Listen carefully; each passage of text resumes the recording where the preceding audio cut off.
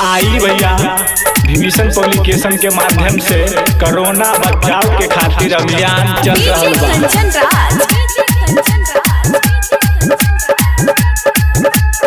Hajipur Vaishali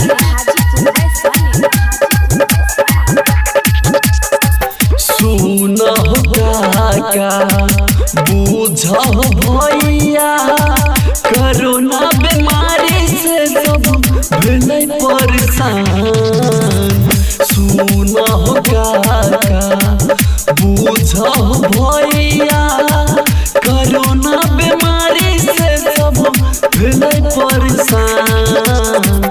mask लगई हा भैया दूरी बनई हा सेहत के रखी हा तू आपन ध्यान। साबुन लगई हा भैया दूरी बनई हा सेहत के रखी हा तू आपन ध्यान।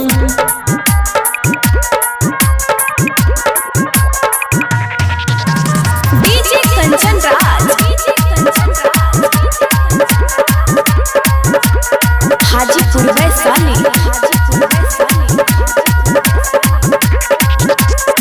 साफ सफाई रखी गंदगी हटाई फलेन तेलावा से पोछा लगई गरम पानी के घर में पियाई छोटे छोटे बबुआ सबके हाथ धोबई साबुन लगई भैया दूरी बनई सेहत के रखी तू आपन ध्यान। मास्क लगई भैया दूरी बनई सेहत के रखी तू आपन ध्यान। साबुन लगई भैया दूरी बनई सेहत के रखी तू आपन ध्यान।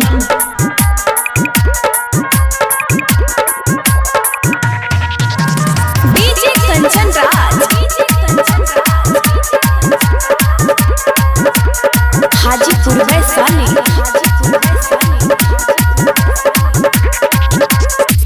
विभीषण भैया करेले गोहरिया घर में रही सब सुना हो भैया